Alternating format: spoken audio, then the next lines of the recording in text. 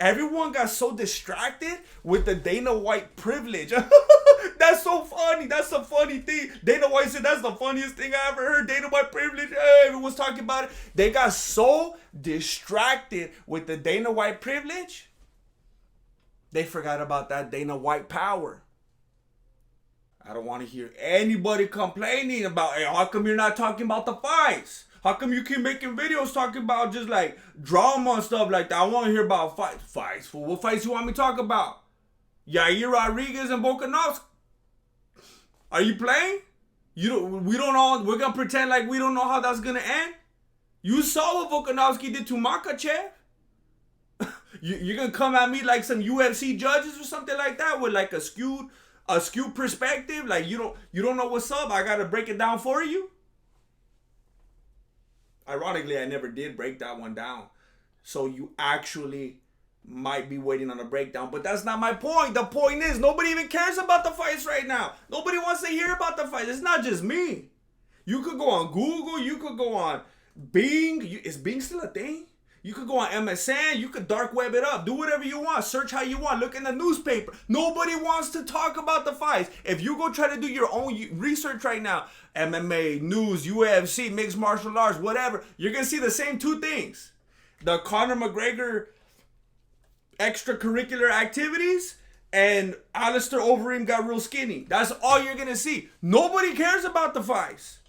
I was looking on UFC. I was just trying to dig, like, what's the events coming up? Who's even fighting each other? Nothing's going. It's fight night, fight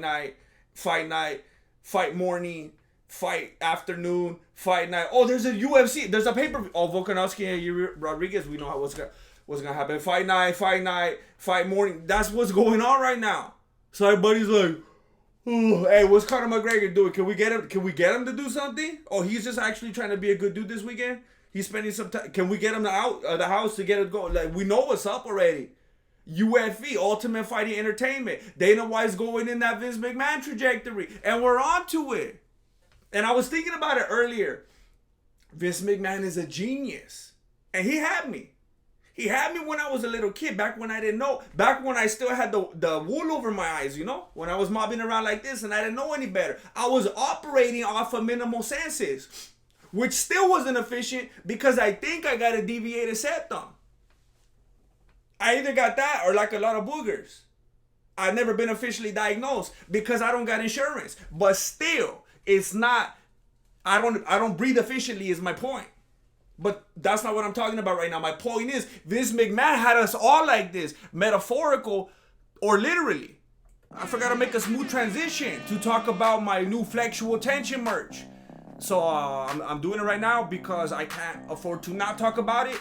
So, and he had us thinking that he was fighting. Look, I'm getting somewhere.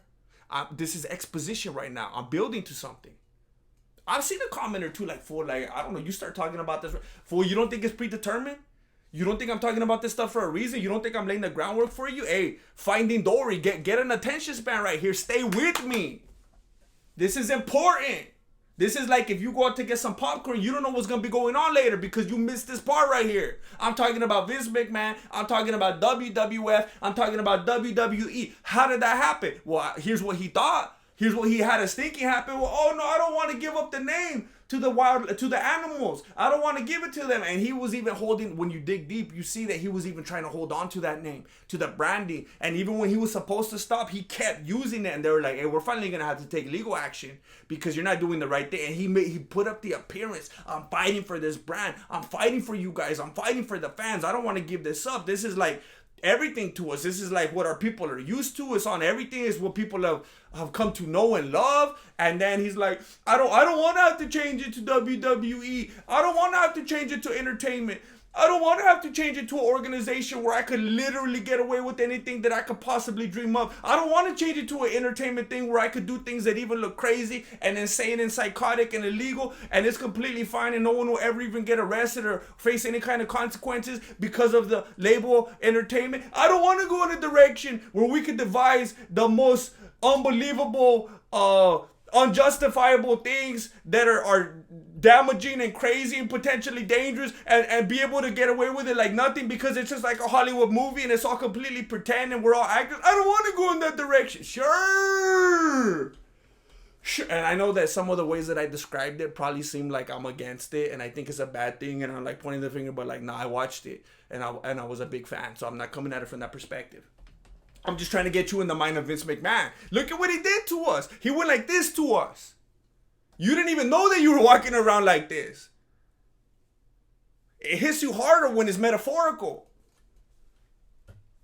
You had no idea that you were living your life like that. That's what he had us thinking, and now Dana White's going in the same direction. Ultimate Fighting Entertainment. For those of you that don't pay attention, for those of you that complain, and by the way, you're the minority, and I want to let you know that we're all very prejudiced against you. We're judging you. Most people are on board with this. Most people are here for the drama and the entertainment. That's what we're here for. Why do you watch fighting to begin with?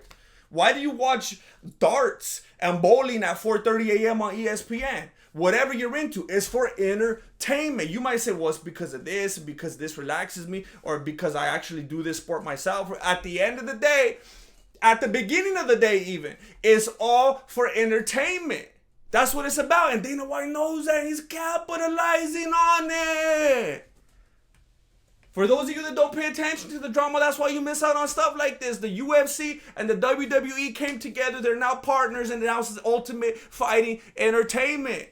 And that's why the characters could go out there and do all these shenanigans and look crazy. And it's like, wait a minute. I know if I did some of the stuff Conor McGregor was doing, I would get arrested. How come he's still... Even weirder than that, though. And I talked about this in the last video. The weirdest thing is when you see him with D. Devlin. And whoa. You know what that's like? It's like when you watch a movie with the actor. And there's an actor in there. And he's kissing all different kinds of ladies. And he's killing fools and he's robbing banks, and then you see him at Starbucks on, Hollywood Boulevard with this lady, and you're like, oh my gosh, hey, this dude's lady. Did you know that he was with all these other ladies in the video? And he was like, and he was robbing banks, and she's like, fool, he's an actor. It's the same thing. We're all in the Truman Show right now. It's all a stimulation, and people aren't realizing that. People are falling for the kayfabe. People are falling for the heel story. That's what they want. And I'm not going to convince myself to talk about Volkanovski and Yair Rodriguez and act like it's as exciting. Even Bloody Elbow's not doing that right now. You go on Bloody Elbow, they ain't talking about blood or elbows. Nobody cares about that right now. Everyone's talking about Skinny Overeem and Conor McGregor shenanigans. And I saw an article by MMA Flunkie, and it's hilarious. It's hilarious. Some of these, it's like all of them, I'm telling you. There's all these different MMA media outlets, and they all seem like they hate MMA and they just want it to go away. It's like, why did you, what birthed you guys? Like, when did you like MMA? It's like they all appeared and they all hate it and they're always bashing it. MMA Flunkie wrote an article. This is finally what I might end up naming the video, because this was going to be my whole point and I barely got here. I think it's hilarious that all this stuff happened with Conor McGregor and this, his lady friend. The lady from the club. You know what I'm talking about. Not a club. They were at a club later.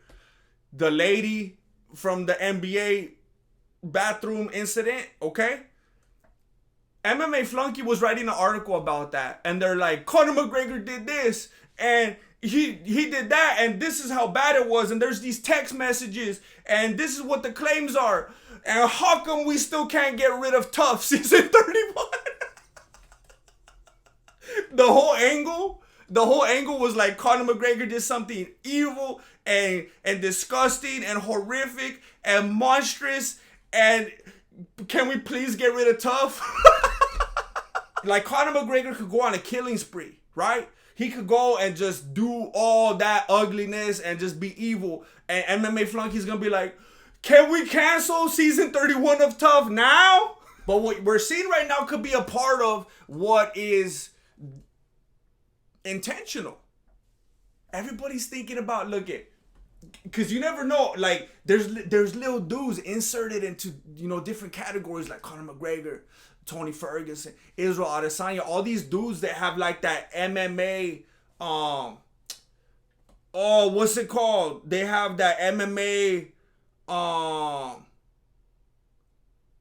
Oh man, that's gonna drive me crazy if I can't think of it right now and I can't edit this out. That they have that MMA Ultra. You know what I'm talking about? That some of these fools infused with that MMA Ultra. If you know, you know. And that's exactly what Tony Ferguson did when he stole my Dana White privilege. My Dana White privilege intellectual property. You know what that was? Everyone got so distracted with the Dana White privilege. That's so funny. That's a funny thing. Dana White said that's the funniest thing I ever heard. Dana White privilege. Hey, everyone's talking about it. They got so distracted with the Dana White privilege, they forgot about that Dana White power. And that was the game all along. That was the game all along. That's where it all descended from. All these little Dana White lies and stuff like that. He tries to show up in his Dana White knight and shining armor kind of thing, saving the, through the pandemic and like Fight Island and all that. It's all under the umbrella of that Dana White power. I know a lot of people want reasons to hate Conor McGregor. He's an unlikable dude. It's easy to root against him, but I want you to remember that's the same way that Shawn Michaels looked because of the things that he did to Bret Hart. He looked like a dirty vato. But then your brain explodes when you see those two breaking kayfabe hanging out at Dave and Buster's. And I want to encourage you, don't let it get to you. Don't get all confused when you see all this drama and then people are chilling after the fact. When you see all the articles and the headlines, but then you see the husband and wife like they're on a Rockefeller painting. When you see all the shenanigans and this happened now and there's, court dates and this and that, but then there's still being new sponsorships made and contracts signed and stuff like that. Don't let it get to you. You got to lay back and you got to realize you're being entertained.